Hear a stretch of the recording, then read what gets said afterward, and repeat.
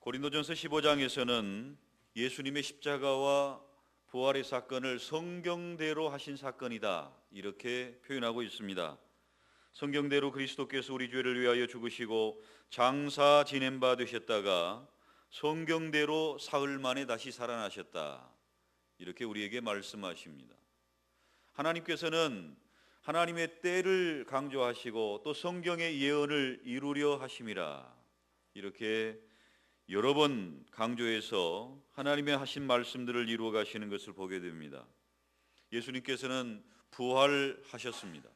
그 부활하신 예수님께서는 그 부활 이후에 제자들의 삶을 새롭게 하셨고, 가장 큰 변화를 겪었던 것이 바로 제자들의 삶이었던 것을 우리는 기억하고 있습니다. 물론 예수님께서도 오늘 본문에 나와 있는 것처럼 부활하신 이후에 40일 동안 제자들과 함께 하셨고, 하나님의 나라의 일을 말씀하셨고, 그리고 많은 형제들이 보는 앞에서 하늘로 승천하셨던 이 사건들을 우리가 보게 됩니다. 이 가운데서 예수님께서는 제자들에게 하나님의 나라의 일을 말씀하시고 그들의 믿음을 굳게 하셨으며, 또 새로운 사명을 가지고 그들이 하나님을 바라보며 섬길 수 있도록 은혜를 주셨습니다. 오늘 우리는 예수님께서 부활하신 이후에, 우리가 이제 부활절이 지났다고 해서 이제 1년 내내 예수님의 부활을 잊고 지내다가 또 내년 이맘때 부활절이 오면 다시 부활을 기억하는 그것이 아니라, 우리가 아는 바와 같이 매주일 예배가 예수 그리스도의 부활을 찬양하며 기뻐하는 예배인 줄로 믿습니다. 그리고 우리가 예수님의 부활하신 이후에 삶이 우리에게 남겨져 있다는 것도 우리는 기억해야 될 줄로 압니다. 예수님이 부활하셨고 우리에게 사명을 주셨으며 부활 이후의 삶이 우리를 기다리고 있는 것입니다. 그래서 제자들은 주님의 말씀을 따라서 모여서 기도하기를 시작했고, 또 성령을 받았으며 증인으로 살아가는 그 일에 모든 기록들이 사도행전에 기록이 되어 있습니다. 특별히 그들에게 달라진 것들이 여러 가지가 있는데, 그들이 기도하는 것이 달라졌고, 또 성령 충만함으로 담대함을 얻어서 하나님 앞에 쓰임받는 사명 감당하는 이런 일들이 달라졌고, 그들이 한마음 한뜻이 되었다는 것이 달라졌습니다. 이런 제자들의 변화를 주목하면서 이 제자들의 변화, 부활 이후에 제자들이 주님을 다시 만나고 부활하신 주님을 만남으로 말미암아 변화된 부활 그 이후에 제자들의 삶의 변화를 주목하면서 오늘 말씀을 함께 나누고자 합니다. 사실 예수 그리스도의 부활하심으로 말미암아 시대가 달라지고, 또 차원이, 역사도, 복음의 내용도 모든 면에서 달라진 것을 우리는 바라볼 수 있게 됩니다. 그런데 그 중에서도 가장 큰 변화를 경험한 사람들이 바로 제자들입니다. 우리가 예수 그리스도의 제자들로서, 우리는 부활하신 주님을 만난 자로서, 우리는 부활하신 주님을 만난 그 이후의 삶이 우리의 믿음의 삶이기를 소망합니다. 제자들은 부활하시기 전에는 예수님과 함께 하였음에도 불구하고 많은 시행착오를 겪었습니다. 그러나 부활하신 주님을 만난 이후에는 그들은 담대함도 생겼고 자신감도 생겼고, 또 한마음 한뜻이 되어 식사도 하면서 그들 가운데 천국의 아름다운 모습들이 이루어지고 있는 것을 보게 됩니다.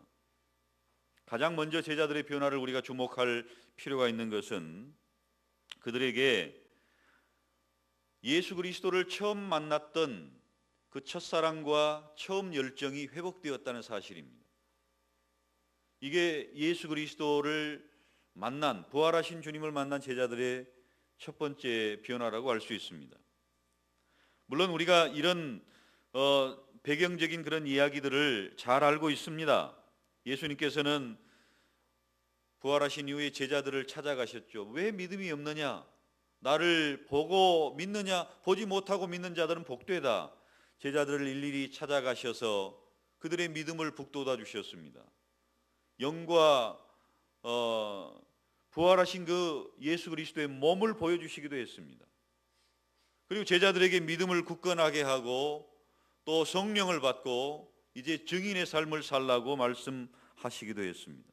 성령으로 세례받을 것, 아버지의 약속하신 것을 기다리라고도 말씀하셨으며, 그들에게 가장 근본적인, 사실 그들이 예수 그리스도를 처음 따랐을 때는 어땠습니까? 주님께서 부르실 때 모든 것을 버려두고 주님을 따랐습니다. 배도 버려두고 그물도 버려두고 생업의 현장에 있던 모든 것을 버려두고 주님의 부르심에 응답했습니다. 그런데 주님의 고난의 때에 그들은 다 흩어져 버렸습니다. 침체되었습니다. 숨어버렸습니다. 아무도 주님을 따르려고 하지 않고 생업으로 돌아가고 옛날로 돌아가고 열정을 잃어버린 모습, 침체된 모습, 모든 것을 포기해버리는 그런 모습이 제자들에게 드러났습니다. 이때에 예수님께서는 그들에게 다시 찾아가셔서 그들의 믿음을 회복시키시고 또 그들에게 하나님께서 약속하신 성령의 세례를 통해서 그들의 열정을 회복시켜 주기를 원하셨습니다. 우리 신앙생활에 있어서 열정이 매우 중요한 것을 우리는 알고 있습니다.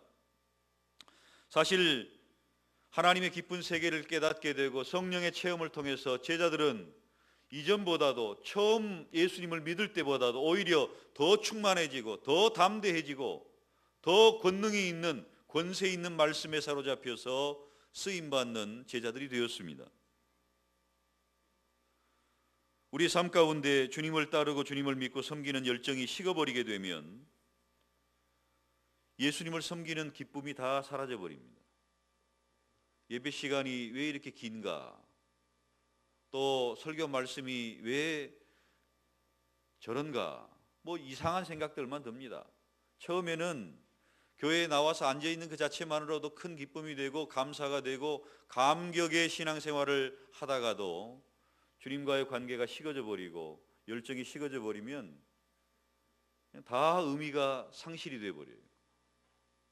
예배도 그렇고 기도도 그렇고 또 해야 될 일도 그렇고, 그러나 우리 안에 열정이 회복되면 불투명하고 불안해진 그 미래가 밝아오는 것을 느끼게 될 것입니다.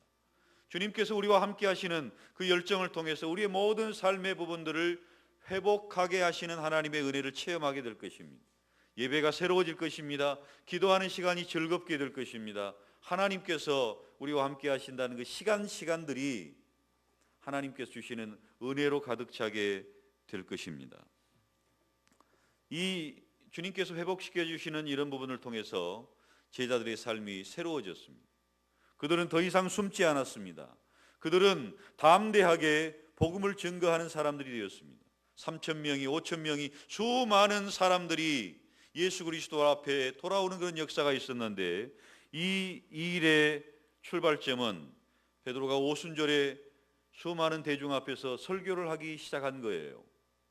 놀랍지 않습니까? 학문이 없는 사람입니다.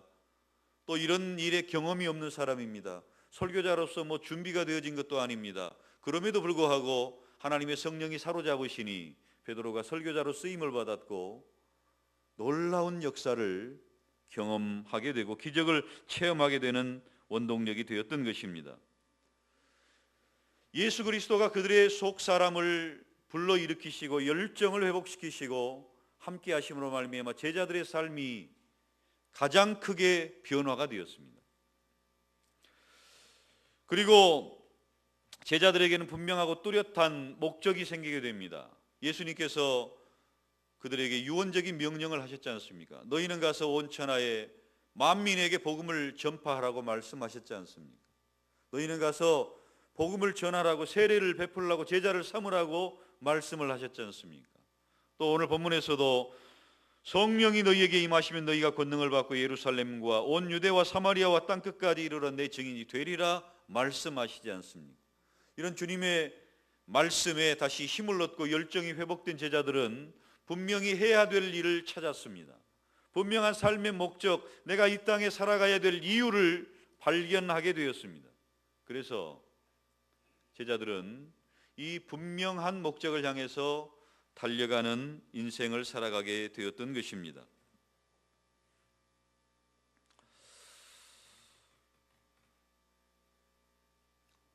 베드로의 그 삶 가운데 이런 분명하게 증인의 삶을 살아가는 과정 속에 많은 영혼 구원의 열매들이 맺혀지게 되는데, 그의 확신에 찬 말씀과 성령 충만한 이런 말씀을 통해서 변화되는 그런 부분들이 생기게 되잖아요. 우리가 변화되게 되면 나 자신의 변화를 통해서 하나님께서는 놀라운 일을 일으키시는데, 너와 내 집이 구원을 받으리라 하시는 그 환경의 변화를 허락하십니다. 한 사람의 변화를 통해서 그 주변의 환경을 변화시키시고, 그리고 하나님의 놀랍고 큰 일을 행하시게 된다는 사실입니다. 우리 주변의 그 환경 또한 중요하죠. 내가 먼저 변화되었거나 내 주변이 먼저 변화되었거나 우리는 똑같은 영향을 받고 변화를 경험할 수 있습니다. 그래서 우리 주변에 놀라운 변화를 경험한 사람들과 함께 있는 것은 큰 축복입니다. 우리 주변에 기도하는 사람이 많습니까? 그 사람은 기도하게 될 것입니다. 우리 주변에 예수님을 잘 믿는 사람이 많습니까? 그 사람은 곧 예수님을 믿게 될 것입니다. 우리 주변에 성공한 사람들이 많습니까? 그 사람은 성공하게 될 것입니다. 우리 주변에 부자가 많습니까? 그 사람은 부자가 될 것입니다. 주변의 환경에 영향을 받게 되어 있어요. 나 한 사람이 먼저 변화되고 새로운 사람이 되고 주변에 선한 영향력을 끼칠 수 있는 그런 사람이 된다는 것은 너무도 중요한 일입니다. 사랑하는 성도 여러분, 우리 주변에 아직 그런 사람들이 없다고요? 내가 그런 사람이 먼저 되시기를 바랍니다. 그러면 여러분 주변에 있는 사람들이 여러분을 통해서 그런 변화의 축복을 함께 누리게 될 것입니다. 나는 그렇지 못한데 주변에 그런 분들이 많이 계십니까? 축복입니다. 함께 여러분도 변화되게 될 것입니다. 사람들이 모이면 연세가 좀 있으신 분들 같은 경우라든지, 아니 연세가 없으셔도 마찬가지죠. 연금에 대한 이야기, 노후 생활에 대한 이야기를 많이 합니다. 우리가 그런 이야기를 하지 않습니까? 월동 준비는 잘 하면서 노후 준비는 잘 못한다. 또 노후 준비는 잘 하면서 영혼을 위한 준비는 잘 못한다. 이런 이야기를 합니다. 그런데 우리가 잊어버리고 있는 것이 있습니다. 많은 사람들이 노후를 이야기할 때에 돈 이야기만 합니다. 노후를 어떻게 준비할 것인가, 그것에 대한 어떤 구체적인 그런 부분들에 대한 이야기가 아니라 돈 이야기만 해요. 얼마가 있어야 은퇴 후에 30년을 보낸다. 돈 이야기만 합니다. 노후 준비가 돈 이야기만 한다고 해서 노후 준비가 되는 것이 아니잖아요. 그런데 돈 이야기만 하다 보면 정작 중요한 것들을 놓쳐버리고 맙니다. 사실 우리가 한평생을 살아가면서 예를 들자면은 노후 준비를 하는데 30년을 살아간다. 30년을 살려면 3억이 있어야 된다. 5억이 있어야 된다. 그런 이야기를 합니다만은 여러분의 평생에 살아오시면서 3억, 5억을 통장에 넣어놓고 쌓아놓고 살아본 사람이 얼마나 있어요?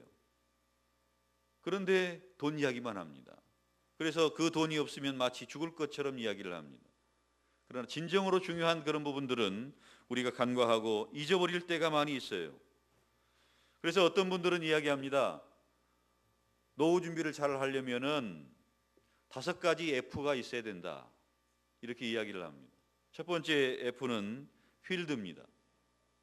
취미생활이라는 것이죠. 뭔가 노후에 할 일이 있어야 된다는 겁니다. 노후를 준비하려면은 취미를 만들어야 된다는 거예요. 안 그러면 그냥 따뜻한 양지 아래서 햇볕만 쬐면서 노후를 보내게 될 것입니다. 이제 나이가 드시면은 TV도 잘 안 보게 되죠. 잘 안 보이니까 할 일이 아무것도 없어서 그냥 햇볕만 쬐다가 먼 산만 바라보다가 노후를 보낼 수도 있습니다. 취미를 만들어야 된다고 이야기를 합니다. 여러분의 취미는 무엇입니까? 그동안 먹고 살기 바빠서 정신없이 은퇴하기까지 달려와서 아무런 취미가 없다. 물론 우리나라의 대부분 가장들이 그럽니다. 그래도 준비하라는 거예요. 소일거리를 만들어라는 거예요. 뭔가 할 수 있는 일을 만들어라는 거예요. 내가 할 수 있는 그런 부분에 대해서 관심을 가지고 미리 준비해야 된다라고 말합니다. 두 번째 F는 펀이라고 이야기합니다. 재미있는 일을 재미있는 일, 취미 생활을 뛰어넘어 재미있는 일을 좀 가져야 된다고 말합니다. 여러분이 재미있게 생각되는 일이 무엇입니까? 우리 그리스도인들은 신앙생활의 재미를 좀 가질 수 있으면 좋겠어요. 기도하는 것이 정말로 재미있는 그런 부분이면 좋겠습니다. 정말로 주님과 함께하는 그 일이 내게 고난이 아니고 또 어떤 괴로움이 아니고 예수 그리스도 안에서 기쁨과 재미를 좀 찾을 수 있으면 좋겠습니다. 깊은 기도하는 그런 깊은 기도의 생활, 또 우리가 봉사하는 그런 삶, 이런 부분을 통해서 우리가 우리의 삶의 신앙생활에 진정한 좀 재미를 느낄 수 있으면 좋겠습니다. 그리고 세 번째 F는 휘트니스라고 이야기합니다. 건강을 이야기하는 것이죠. 노후에 우리나라의 어르신들이 주로 오래 살기는 오래 사는데 이제 아프면서 오래 삽니다. 병원에 왔다 갔다 하면서 오래 살아요. 30년을 더 산다라고 이야기를 하지만은 절반 이상은 병원에 왔다 갔다 하면서 산다고 이야기. 통계적으로 그래요. 건강하지 못하면 노후 준비가 잘 되어 있지 않다. 건강을 잃어버린 다 잃어버린 것이다라고 이야기를 합니다. 또 네 번째 F는 파이낸스라고 이야기합니다. 돈을 이야기하는 것이죠. 노년에 돈도 필요하다. 그 다음에 노년에는 프렌드가 필요하다. 다섯 번째 F입니다. 함께 할 수 있는 배우자, 친구, 함께 할 수 있는 사람. 여러분 이것을 한번 생각을 해보십시오. 우리 그리스도인들에게 이런 부분들이 어떻게 적용되면서 우리가 어떻게 노후를 준비하면 잘 준비할 것인가 한번 생각을 해보시기를 바랍니다. 여러분도 노후 하면은 돈밖에 떠오르지 않습니까? 아니면 우리가 예수 그리스도 안에서 한 공동체로 또 예수 그리스도 안에서 신앙의 기쁨과 재미를 누리고 예수 그리스도 안에서 한 취미를 가지고 예수 그리스도 안에서 우리가 함께하는 이런 복을 누리면서 노년을 보낸다면 정말 이 땅에서도 우리가 노년이 복되고 영원한 천국을 함께 준비하는 그런 교회 공동체가 또한 될 수 있을 줄로 믿습니다. 우스갯소리로 그런 이야기를 하지 않습니까? 할머니와 할아버지가 복을 느끼는 그 개념이 다르다 이렇게 이야기를 합니다. 할머니의 복은 할아버지가 빨리 가시는 게 할머니의 복이고 할아버지의 복은 할머니가 오래오래 살아있는 것이 할아버지의 복이랍니다. 그 복의 개념이 차이가 다르죠. 그러니까 우리 남자들은 젊어서 좀 잘해야 될 것 같습니다. 그렇지 않으면 할머니의 그 복 빨리 안 가시나 그런 생각이 들면 노년이 좀 힘들 수가 있어요. 그러니까 노년을 잘 준비하시면서 그런 부분들을 잘 준비하시면 좋겠습니다. 하나님께서는 사실 이런 부분에 있어서 우리에게 좀 지혜를 주신 것 같아요. 우리가 인생을 살아가며 공동체 생활을 하며 나이가 들면 들수록 하나님께서는 여러 가지 지혜를 주시는데 귀가 잘 안 들리게 만드십니다. 왜 그럽니까? 들을 이야기만 들으라는 거죠. 작은 이야기, 젊은 사람들 조용히 하는 이야기 듣지 말라는 겁니다. 들어도 못 들은 척하고 또 눈이 잘 안 보입니다. 못 본 척하라는 겁니다. 또 시야가 좁아지고 눈이 안 보일 때는 못 본 척하고 무릎에 힘이 빠질 때는 갈 곳만 우리가 신앙생활 하는 데 있어서 필요한 곳만 가고 갈 곳 못 갈 곳 뭐 다 가서 뭐 참견하고 할 것이 아니고 또 우리의 기억력이 약해지잖아요. 그럴 때는 안 좋은 것, 또 상처받은 것, 또 내가 좀 서운한 것 이런 것들은 좀 다 잊어버리시기를 바랍니다. 기억의 그 한계가 오잖아요. 점점 기억의 한계가 옵니다. 좋은 것, 나에게 잘해준 것, 내가 은혜 받은 것, 정말로 내가 갚아야 될 것 이런 부분들은 기억하고 내가 서운한 것, 상처받은 것, 안 좋은 것 이런 것들은 좀 다 잊어버리시기를 바랍니다. 그렇게 되면 그 공동체 속에서 그 가정 안에서 그 교회 안에서 대접받게 될 것입니다.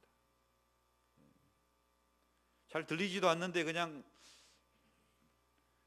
간섭하고 잘 보이지도 않는데 그냥 늘 가서 이렇게 참견하고 그것보다는 하나님이 우리 노년에 주시는 그 지혜를 가지고 그렇게 살아가는 것도 복이 될 줄로 압니다. 우리의 삶에 분명한 그런 목적이 있어야 됩니다. 분명한 목적이 우리의 삶 가운데 있어야 흔들리지 않는 그런 인생을 살아갈 수 있습니다. 우리의 노년이 잘 준비되어야 되는 것처럼 우리의 인생의 삶에 있어서 살아갈 분명한 목적과 살아갈 분명한 이유가 예수 그리스도 안에서 생겨야 된다는 것입니다. 이것이 부활하신 주님이 주시는 제자들의 변화였습니다. 그리고 제자들은 삶의 분명한 메시지를 가지게 되었습니다. 증인이 되라 이렇게 말씀하실 때 그들은 분명히 전할 메시지가 그들에게 있었어요. 하나님이 예수 그리스도를 보내주셨다. 그 예수 그리스도를 너희가 죽였다. 그런데 하나님이 예수 그리스도를 다시 살리셨다. 우리가 그 다시 살아나신 예수님을 증거한다. 그 예수님을 믿으면 우리는 구원을 받는다. 이 메시지가 베드로의 설교였습니다. 메시지가 분명했습니다. 그 메시지가 우리를 천국으로 인도하는 길이요 진리요 생명이 됩니다. 이게 복음입니다. 우리 안에도 주님께서 주시는 이 분명한 삶의 메시지가 있으시기를 바랍니다. 주 예수 그리스도로 말미암은 삶의 메시지가 분명해야 돼. 목적이 분명해지고 주님을 향한 열정이 회복이 되고 또 우리의 입술에서 드러나야 될 그 메시지가 분명해야 전달이 되는 것입니다. 변화된 삶이 되는 거예요. 우리 입술이 좀 변화되어야 되지 않겠어요? 옛날에 원망하고 불평하고 횡설수설하고 이런 우리의 입술이 아니라 우리가 정말로 하나님께서 우리에게 주신 메시지를 가지고 누가 말하려거든 하나님의 말씀을 하는 것 같이 하고 하나님이 주시는 말을 하는 거예요. 하나님이 내 입에 담아주시는 그 말씀을 하는 겁니다. 그 말씀을 통해서 예수 그리스도가 증거되고 하나님의 영광이 드러나고 우리가 증인의 삶을 살아가고 너희가 이 복음을 믿으면 구원을 받게 된다 하는 메시지가 제자들의 그 입술에서 끊임없이 증인으로서의 그 메시지가 드러났던 것입니다. 여러분 우리의 입술의 메시지는 뭡니까? 이런 메시지로 분명해질 수 있기를 축원합니다. 우리의 신앙의 고백이 분명할 수 있기를 축원합니다. 뿐만 아니라 부활한 이후에 교회 공동체, 제자들의 공동체는 새로운 변화를 맞게 됩니다. 사도행전 2장 그 이하에 보면은 사실 예수님께서 십자가를 앞에 두고도 있음에도 불구하고 제자들 가운데 누가 더 크냐 이런 싸움이 일어났어요. 얼마나 안타까운 일입니까? 베드로는 자기가 수제자라고 생각했습니다. 그런데 요한과 야고보가 어머니를 통해서 청탁을 합니다. 예수님이 왕이 되시고 임금이 되시면 우리를 오른편에 왼편에 좀 앉게 해주시라고. 갈등이 시작이 됐습니다. 굉장히 친한 것 같이 그들은 가장 가까이서 예수님을 따랐습니다. 예수님을 가장 가까이 모셨던 세 명의 제자가 누구였습니까? 베드로와 야고보, 요한 아니에요. 또 12명의 제자 아닙니까? 이들 가운데서도 한 마음이 되지 못했어요. 누가 더 크냐? 누가 더 높은 자리를 차지할 것이냐? 누가 더 잘하냐? 이런 경쟁과 또 스스로 높아지고자 하는 마음으로 가득 찼던 것입니다. 그런데 부활한 이후에 제자들은 한 마음이 됐습니다. 한 마음이 됐어요. 우리가 보면은 2장 47절에서 보면은 그들은 같이 기도하고 같이 교제하고 같이 떡을 떼고 같이 찬양하고 또 베드로와 요한은 성전에 같이 기도하러 다녔습니다. 기도의 동반자가 됐어요. 같이 기도하러 올라갑니다. 그들의 삶 가운데 놀라운 변화를 체험하는 이런 과정 속에서 함께하는 공동체를 만들었습니다. 사랑하는 성도 여러분, 우리들의 삶 가운데 정말로 우리의 공동체를 귀중하게 여기는 그런 마음이 있었으면 좋겠어요. 누가 더 잘하냐? 누가 더 크냐? 누가 더 높으냐? 이런 건 아니에요. 이건 부활하신 주님을 만나기 전 이야기입니다. 그러나 우리가 부활하신 주님을 만났다면 성령 안에서 서로 함께 기도하고 함께 위하고 함께 존중하고 나도 중요하지만 너도 중요하고 서로가 주님을 섬기는 그런 아름다운 모습이 있게 될 때 한마음이 돼서 섬기는 교회가 될 것입니다. 이것이 바로 제자들의 변화였고 제자들의 그 뚜렷한 변화를 통해서 그 공동체가 새로워졌습니다. 사랑하는 성도 여러분, 예수님이 부활하셨고 그 부활하신 이후의 삶은 우리에게 숙제로 남겨졌습니다. 주님이 부활하실 때 제자들은 열정을 회복하고 열정을 가지고 기도하고 열정을 가지고 예배하고 열정을 가지고 그 신앙생활의 기본이 새롭게 만들어지게 됩니다. 그리고 그들 가운데는 분명한 목적이 생겼습니다. 살아야 될 분명한 목적이 생겼어요. 내가 왜 살아야 되느냐? 내가 예수님을 믿는 자로 어떻게 살아야 되느냐? 분명한 목적이 생겼습니다. 그리고 제자들에게는 그 입술에 전할 메시지가 생겼습니다. 주님이 증인이 되라고 말씀하시는 예수 그리스도의 십자가와 부활의 메시지가 그들의 신앙 고백이 분명한 메시지가 되어서 늘 나왔던 것입니다. 그리고 공동체를 중요하게 하고 부활 이후에 공동체가 한마음 한뜻이 되어서 너무나 아름답게 주님의 일을 감당하는 것을 보게 되지 않습니까?